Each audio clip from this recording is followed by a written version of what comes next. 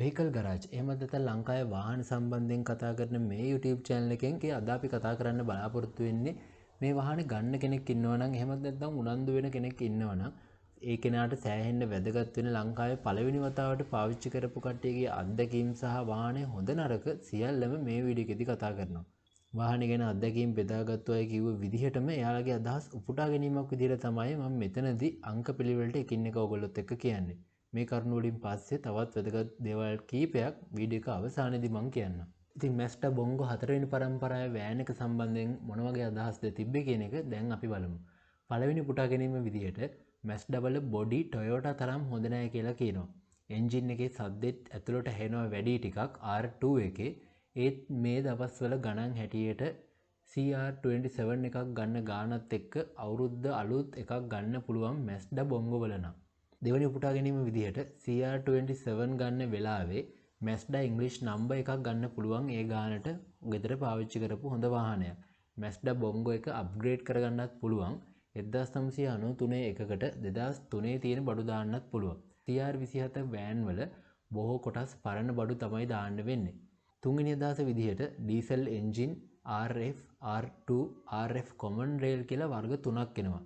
Petrol engine එක F8 කියන එක. හරියට නඩත්තු කළොත් හොඳ වාහනයක් විදිහට ගන්න පුළුවන්. හතරවෙනි අදහස විදිහට එන්ජින් රිපෙයාර් කියන්නේ එන්ජින් එක කිලෝමීටර් ලක්ෂ 4ක් වගේ දුවන්න පුළුවන් කියලා ගොඩක් අය කියනවා. මේකේ හෙඩ් එක යන එක තමයි ගොඩාක් දුරට එන ප්‍රශ්නේ වෙන්නේ. දුවන්න පුළුවන් හොඳ වාහනයක්. හරියට නඩත්තු කරනවා නම් වරදක් නැති එකක් කියලා කියන්න පුළුවන්. මේ අදහස විදිහට 4x4 එකක් ගත්තාම ටයර් ටිකක් ගෙවෙනවා අඩුයි, ගැස්සෙනවා අඩුයි. හදිසියකට බූම් ට්‍රක් එහෙම ඕන වෙන්නේ නැහැ. බය නැතුව තනියෙන් වුණත් ගමනක් යන්න පුළුවන්, ස්ලිප් කරන්නෙත් නැහැ. මේ සේරම අපිට ඕන වෙලාවට විතරයි. සද්දේ තමයි ටිකක් අවුල වෙන්නේ, ටිකක් වැඩි ඒක. 4x4 හොඳයි සමහර වෙලාවට ඕනේ නිසා.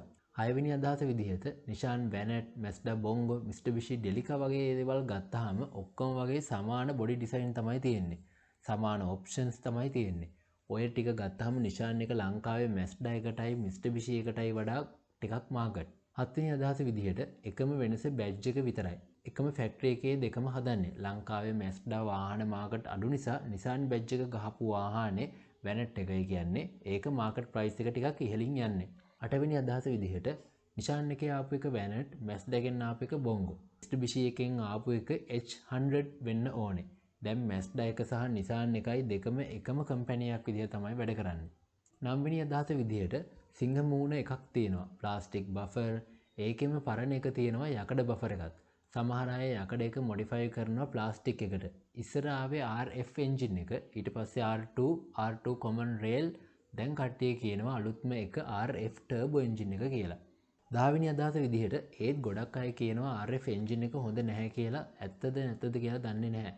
ගන්නවා නම් R2 සුදු ටැපට් කවර් එන්ජින් එකක් බලලා ගන්න පුළුවන්. ඒක තමයි දැනට හොඳයි කියලා කියවෙන්නේ. 15 වෙනි අදහස විදිහට මේකේ බෝල් ජොයින් පනින්නේ නැහැ. අනික ඒ වගේ තියෙන්නේ බෝලෙන් එල්ලලා. මේකේ බෝල තද වෙලා තියෙන්නේ, බෝල තියෙන්නේ උඩ අතට. just low van modify කරනවා. ඒක නිසා උතින් තමයි හරියට බලා ගන්න පුළුවන් වෙන්නේ. ගෙදර පාවිච්චියට උනත් හොඳයි. හැමතිස්සෙම ලෙඩ දිදී වදයක් වෙන වාහනයක් නෙවෙයි. 12 වෙනි අදහස විදිහට මොඩල් ඉයර් එකෙන් අඳුර ගන්න පුළුවන් බෆර් එක. ඒත් just low එකේ හොයන්න බෑ. පොතම ඕනේ. R2 manual sensor පොම්ප ආවා. මට මතක විදිහට common rail එකක් ආවා. common rail engine type දෙකක් තියෙනවා මේකේ. 13 වෙනි අදහස විදිහට diesel convert ද කියලා බලන්න ඕනේ. 10 ඒවට පරණ engine එක එන්නේ. non sensor, non turbo. ඒ කියන්නේ sensor නැහැ, turboත් නැහැ. ඒ වුණාට සමහර ඒ වගේ අලුත් R2 engine තියලා තියෙනවා. 14 වෙනි අදහස විදිහට වැඩිපුර තියෙන්නේ convert කරපු ඒවා. අනික ඩීසල් එකක් ගන්නවා නම් හොඳට හොයලා බලලා ගන්න. මොකද ගොඩක් අය භූමි තෙල් කලවම් කරලා දුවන අය ඉන්නවා. විශේෂයෙන් ගෙදර පාවිච්චි වෙන ඒවා නෙවෙයි ඒවා. 15 වෙනි අදහස විදිහට මම දන්න විදිහට common rail engine එක turbo. හොඳට pickup එකක් තියෙනවා. අනික ඒවා චුට්ටක් අඩුයි වගේ. මේක හොඳට වේගෙන් යන්න පුළුවන් හොඳ pickup එකක් තියෙනවා. මේක තමයි අපි ගාව තිබුණේ. ගෙදර පාවිච්චියට පෙට්‍රල් අවුලක් නැහැ.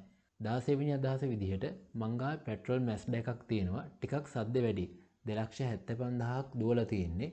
8ක් 10ක් අතර වගේ තමයි තෙල් කරන්නේ. ලොකු ප්‍රශ්න නැහැ. චැසි එක පුපුරනවා කියලා සමහර අය කියනවා. ඒක නම් බොරුවක්. ඒක වෙන්නෙම නැහැ.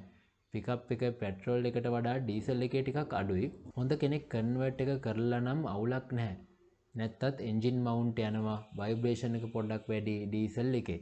චැසි එක පුපුරන්නේ නැහැ. එහෙම වුණාට මවුන්ට් නම් යනවා වැඩේ හරියට කරලා නැත්තම්.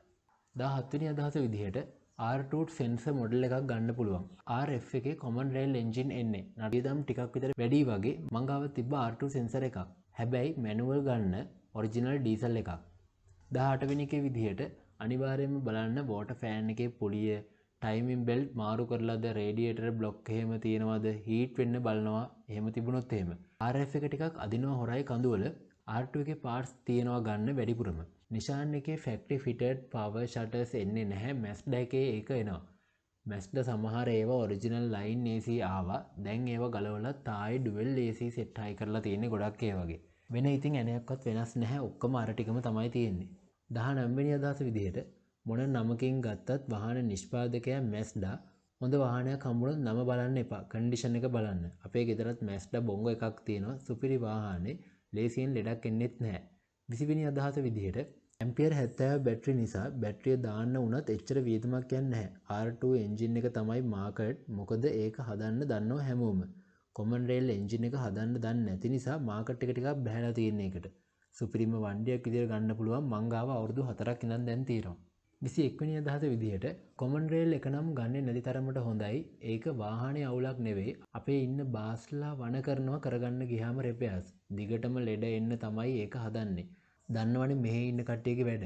22 වෙනි අදහස විදිහට Mazda Bongo 4-wheel drive එක සුපිරි වාහනයක් විදිහට ගන්න පුළුවන්. අපේ පවුලේ හිතවතා වෙලා ඉන්නේ දැන් ගොඩාක් කල් ඉඳලා වෙලාවට නිසි නඩත්තු වෙනවා නම් කිසි බයක් නැතුව ගමන් යන්න පුළුවන්. 23 වෙනි අදහස විදිහට බොංගෝ එක හොඳයි. සුපිරි කන්ඩිෂන් එකක් නම් ඔයා ගාව තියෙන්නේ වාට හම්බ වුණේ. ඒක දීලා අඩුවට ෂෙල් හැම් වගේ වාහන ගන්න යන්න එපා. හොඳටම හදපු බොංගෝ එකක් විකුණලා වැඩ තියෙන ෂෙල් එකක්නේ ගන්න වෙන්නේ. 24 වෙනි අදහස විදිහට මගේ RF5 common rail full repair එක එදිරි සිංහලාගේ දාලත් කරලා තියෙනවා. ඒත් හරි ගියේ නැහැ. 25 වෙනි අදහස විදිහට යද්දි හොඳට දන්නා කෙනෙක් එක්ක යන්න. මොකද ගොඩක් මේ වාහන ලර්නර්ස් වල උනත් දුවන්නේ වියදම් අඩු නිසා. එන්ජින් එක ගෙවිලා ඔයිල් ගහන්නේ නැත්නම් සද්ද බලන්න, ගෑස්කට් බලන්න, හෝස් ටික සහ බොඩිය බලන්න, පීලි හැම බලන්න ඕනේ අනිවාර්යෙන් ගිහිල්ලා දන්න කෙනෙක් එක්කම. 26 වෙනි අදහස විදිහට ඉංග්‍රීසි නම්බර්ස් වලටම යනවා නම් දෙන්න ලේසි. R2 එකේ නඩත්තු සෑහෙන ටිකක් අඩුයි. ක්ලච් ප්ලේට් එහෙම සෑහෙන කාලයක් දියුව හැකි යන්නේ නැතුව. වගේම ඩීසලුත් හොඳට වැඩ කරනවා. මම ළඟත් තිබුණා එක. ඉතින් මෙන්න මේ විදිහට තමයි Mazda Bongo van එකක සම්බන්ධයෙන් තිබුණ අදහස්. ගොඩක්ම මේ අදහස් අරගෙන තියෙන්නේ වාහන ගැන අත්දැකීමක් තියෙන කට්ටියගෙන් සහ පාවිච්චි කරපු කට්ටියගෙන්. ඒ අයගේ අදහස් වලිනුත් බහුතර දෙනෙක් පොදුවේ කිව්ව කරුණ තමයි අන්තර්ගත වෙන්නේ මේ වීඩියෝ එකේදී. මේ වාහන ගැන ඔයත් මොනවා හරි දන්නවනම් හරි මේ කිව්ව දේවල් ඇත්තද නැත්තද කියලා ඔයා දන්නවනම් අනිවාර්යයෙන්ම මේකට කමෙන්ට් එකක් දාගෙන යන්න. ඒක ගන්න ඉන්න කෙනෙකුට අනිවාර්යෙන් වැදගත් වෙයි. වාහනේ මොඩල් සංසන්දනය කිරීමක් වගේම වාහනේ සම්පූර්ණ විස්තර ඇතුළත් වීඩියෝ එකකුත් මේ channel එකේ තියෙනවා. ඉතින් මේ විදිහට වාහන ගැන දැනුම, රිවිව්ස්, සංසන්දන, හොඳ නරක, ටිප්ස්, දෝෂ සහ ඔටෝමොබයිල් ගැන වටිනා හැම දෙයක්ම එකම channel එකකින් බලා ගන්න කැමති නම් අපේ channel එක subscribe කරගෙන යන්න කියලා මතක් කරනවා. එහෙනම් අදට ගිහින් එන්නම්. හැමෝටම සුබ දවසක්.